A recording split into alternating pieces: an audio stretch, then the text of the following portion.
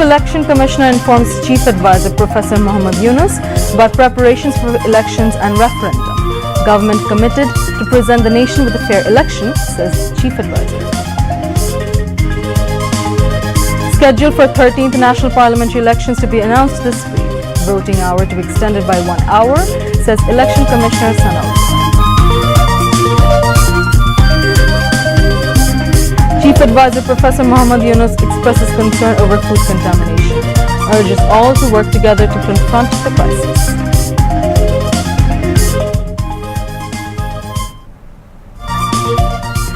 Exhuming bodies of July martyrs from Raya Bajar graveyard and collecting DNA samples according to international protocol begins, says CID chief. Begum Khalida Zia's physical condition remains unchanged. Medical board comprising domestic and foreign doctors providing treatment.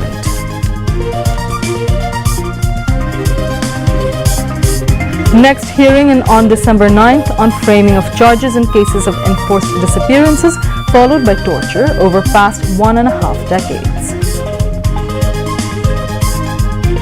Government allows onion import on limited scale, onion price manipulators to be identified, says Agriculture Advisor. One party spreading propaganda against BNP in the same way fascist Army League carried out in the past, alleges Tariq Rahman.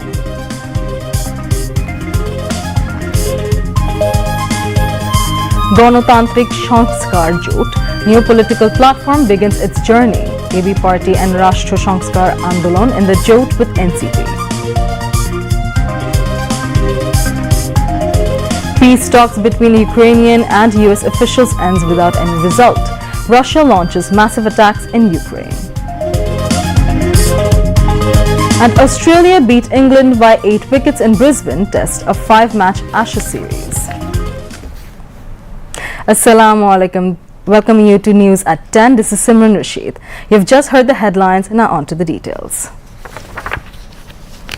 Chief Election Commissioner CEC AMM Nasiruddin today informed Chief Advisor Professor Muhammad Yunus that the Election Commission was fully prepared to hold the national polls and the referendum on the same day in the first half of February next year. The CEC and other Election Commissioner met Professor Yunus at the State Guest House Jamuna this evening and apprised him of the progress.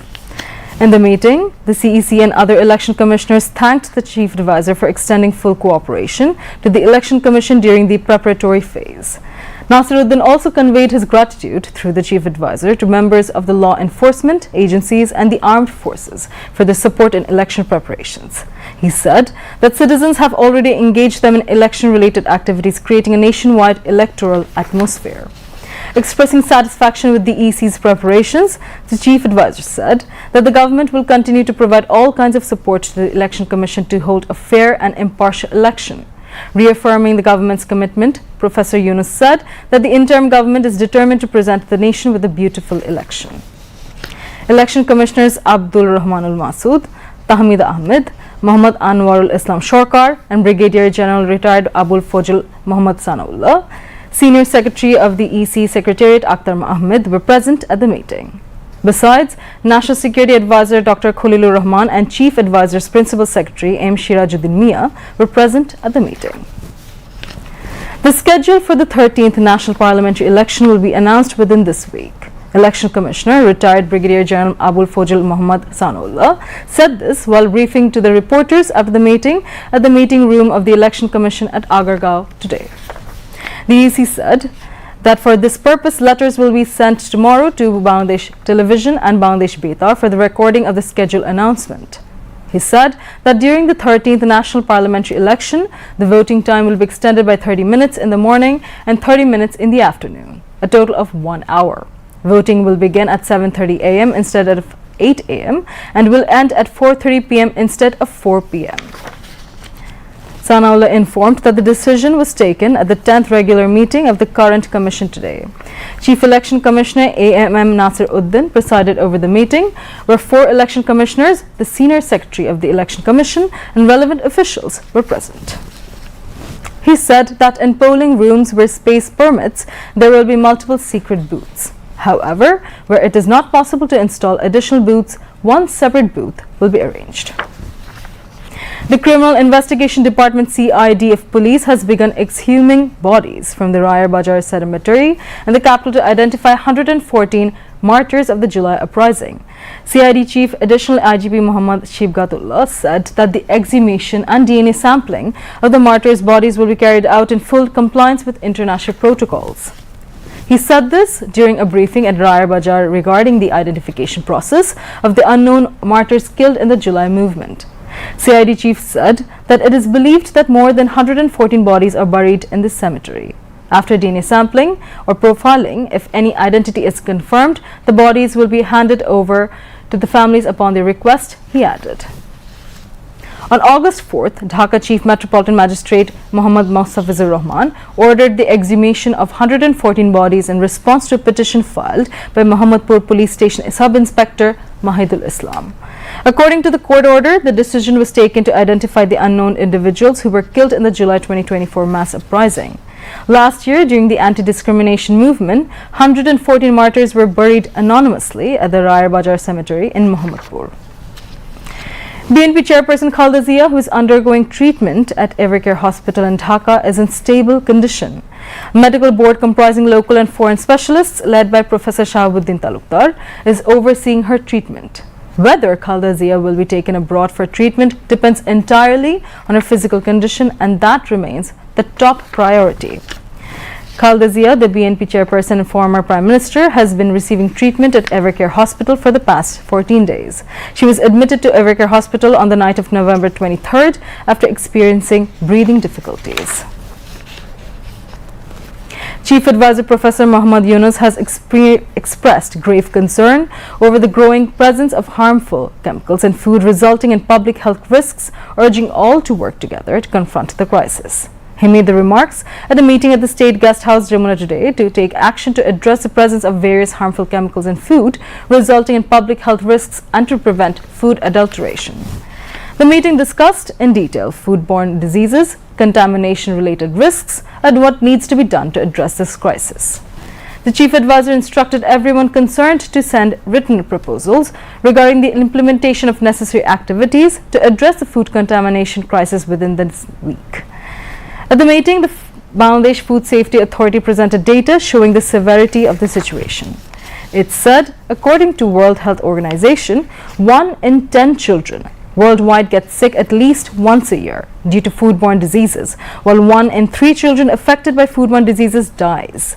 Foodborne diseases affect 60 crore children worldwide and 3 crore children in Bangladesh every year. In the meeting, officials from the Food and Agriculture Ministries presented data about harmful substances entering the human body through poultry, dairy products, and fish.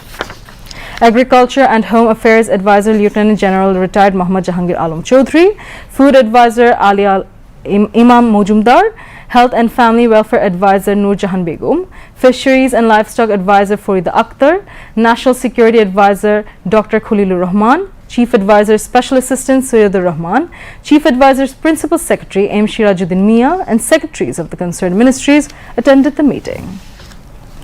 Leyla Aliyeva and Arzu Aliyeva, doctors of Azerbaijan President Ilham Aliyev, called on Chief Advisor Professor Muhammad Yunus at the State Guest House, Jamuna today. During the meeting, they discussed ways to deepen cultural, environmental, and people-to-people exchanges between the two friendly nations. Professor Yunus recalled his many visits to Baku and his meeting with President Aliyev during the COP29 summit late last year. He emphasized the need for stronger trade, energy, and economic ties between Bangladesh and Azerbaijan. Leyla Aliyeva, Vice President of the Haydar Aliyev Foundation and founder and head of Idea Public Union, conveyed President Aliyev's warmest greetings to the Chief Advisor.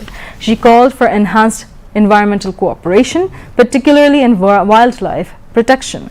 This marked the first visit to Bangladesh by the daughters of the Azerbaijan president. The sisters also stated that the Haydar Aliyev Foundation and the Idea Public Union are eager to implement joint humanitarian, social, youth, volunteer, environmental, and nature protection projects in collaboration with relevant Bangladeshi organizations. Elkin Husseini, the non-resident ambassador of Azerbaijan to Bangladesh, informed at the meeting that efforts are underway to open an Azerbaijani embassy in Dhaka after the upcoming election. The move follows the chief advisor's request to move to President Aliyev last November, noting that an embassy in Dhaka would elevate bilateral relations to new heights. SDG coordinator and senior secretary Lamia Morshid was also present at the meeting. The International Crimes Tribunal has set December 9th as the next date for the hearing on the formal framing of charges against Sheikh Hasina and 12 others in a case related to enforced disappearance, detention and torture at the joint interrogation cell during the 1.5 decades of the fascist rule of the Awami League. The date was fixed today after the first day of hearings at Tribunal 1, led by Justice Gholam Mortuja Mojumdar and comprising 2 other members. Earlier at around 10 a.m., the accused were brought to the tribunal from the temporary prison at the cantonment in a special prison van. A total of 13 individuals, including Sheikh Hasina, Tariq Ahmed Siddiqui, and 3 army officers, are accused in this case. During the hearing on charge framing, Chief Prosecutor Muhammad Tajul Islam presented before the tribunal the background of the 5 charges relating to the disappearance of 26 complainants. Meanwhile, testimony continued for the 3rd day in the case against Hasanul Haq Inu, who faces 8 charges of crimes against humanity, including 6 murders committed in Kushtia during the July uprising. The testimony began in the morning at Tribunal 2 of the International Crimes Tribunal, headed by Justice Nojul Islam Chaudhry, along with 2 other members. Today, the tribunal recorded the deposition of police officer Kamrul Hussain, who testified as a 3rd witness and as a seizure list witness in the case. On the previous 2 days, a testimony was recorded from July fighter Raisul Haq and seizure list witness prosecutor Tanvir Hussain Zuha. According to the 39-page formal charge of this case, testimony from 20 witnesses is scheduled to be recorded. Additionally, in the case concerning crimes against humanity committed during the July uprising, former Law Minister Anisul Haq and Salman F. Rahman, advisor to the ousted Prime Minister Sheikh Hasina on private industry and investment, were produced before the tribunal. A total of 14 accused in 5 separate cases were presented before the tribunal this morning. The Appellate Division has begun hearing the appeal filed against the High Court verdict that struck down several provisions of the 15th Amendment to the Constitution, including the abolition of the caretaker government system. The hearing stated today in the Appellate Division bench, headed by Chief Justice Dr. Syed Rifat Ahmed. Dr. Shoaib Bhuyan appeared for the petitioners, while additional Attorney General Barrister Onik R. Hawk represented the state. Earlier on November 13th, the Supreme Court granted leave to appeal against the High Court judgment that declared certain parts of the 15th Amendment, including the abolition of the caretaker government system, invalid. Subsequently, on December 2nd, BNP Secretary General Mirza Fakhrul Islam Alamgir was added as a party to the appeal. In 2024, the High Court delivered its verdict declaring several provisions of the 15th Amendment, including the much-talked abolition of the caretaker government system, unconstitutional. Onion imports begin today as government allowed importing this. Meanwhile, Agriculture Advisor Lieutenant General retired Muhammad Jahangir Alam Chaudhry warned that agriculture officers will be sacked if they're found involved in manipulating onion price. The advisor said this at a meeting with all district agriculture officers at Secretariat today. The meeting was convened following the sudden spike in onion prices. The advisor said that the country has sufficient stock of onion, but manipulation of a section of unscrupulous people caused price spiral of onion. The advisor also said that the government is considering subsidies for potato farmers who suffered due to significant price fall. Jahangir Alam said that there is no fertilizer shortage in the country. Supply of fertilizer for tobacco farming will be controlled as part of government's decision to discourage tobacco cultivation. He urged people to remain vigilant against use of fertilizer in cattle and fish farming, which has posed significant danger to public health. Advisor to the Ministry of Environment, Forest and Climate Change, Syeda Rizwana Hassan, has said that Bangladesh and Japan are preparing to sign a memorandum of understanding soon to strengthen cooperation on environmental protection activities aimed at addressing the impacts of climate change in Bangladesh. She shared the information at a workshop held today at the Department of Environment Auditorium in Agargaon today. The event was presided over by Muhammad Navid Shofiullah, Additional Secretary of the Ministry of Environment, Forest and Climate Change. Among the speakers were Ketaru Suji, Director of the Joint Crediting Mechanism JCM, Office of Japan's Ministry of the Environment, Kazushi Kwaksusu, Director of the Institute for Global Environmental Strategies IGES, Maria Halodar, Secretary General of the Japan-Bangladesh Chamber of Commerce, and Dr. Muhammad Kamruzaman, Director General of the Department of Environment. During the workshop, the Environment Advisor highlighted Bangladesh's commitment to reducing greenhouse gas emissions by 6.39% unconditionally and 13.90% conditionally by 2035. She urged for the swift finalization of the implementation roadmap to achieve these targets. Later, the Article 6 guidebook for private sector and positive areas for implementation were unveiled.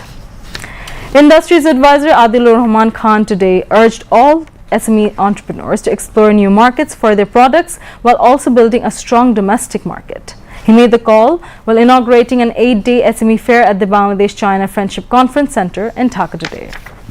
Speaking at the event, BIDA Executive Chairman Chaudhry Ashik Mahmood bin Rashid said that Bangladesh needs to develop backward linkages in cell phone production, leather goods and other SME sectors if it hopes to attract more foreign investment. A total of 350 small and medium enterprises are participating in this year's fair, with women entrepreneurs accounting for approximately 60%. The apparel sector has the highest representation, with 74 organizations taking part. In addition to SME entrepreneurs, 8 organizations under this industries ministry, 15 government agencies and 30 banks and financial institutions are also participating in the fair. BNP acting chairman Tariq Rahman has called allegedly that a party is still spreading propaganda in the same way that the fascist Awami League has spread propaganda against BNP in the past. He made this allegation virtually while speaking as chief guest at a discussion program of BNP titled Plan to Build the Country at a Krishibid Institution auditorium in the capital today. At this time, he called for curbing corruption at any cost. The BNP top leader stated that the law and order situation must be improved at any cost. If BNP can form government, then corruption as well as law and order situation will be controlled at the beginning, he added. Tariq Rahman also commented that if the situation continues, then Bangladesh will face a deep crisis.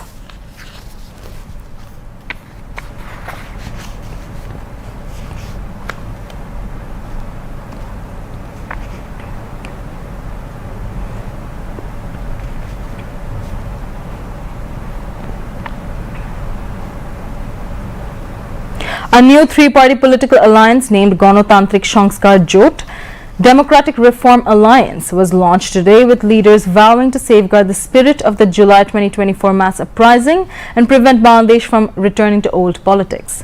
The announcement was made by NCP convener Nahid Islam at a press conference at the Dhaka Reporters Unity DRU at Segunbagcha in the capital. AB Party Chairman Mujibur Rahman Monju, Rashtra Sanskar Andolon President Hasnat Qayyum and NCP Member Secretary Akhtar Hussain were also present on the occasion. The alliance brings together the National Citizen Party, NCP, Amar Bangladesh Party, AB Party, and the Rashtra Sanskar Andolon, aiming to contest the upcoming 13th parliamentary election with a pledge to fulfill the aspirations for change that emerged after the July mass uprising. Announcing the alliance, NCP convener Nahid Islam said that it began with 3 parties and would unite all forces of July uprising under one symbol, welcoming any group aligned with the uprising spirit for commitment to state reform. NCP convener Nahid Islam said that initially the alliance has been formed with 3 parties. It is a political alliance. As the election approaches, the forces of the July uprising will contest under one symbol.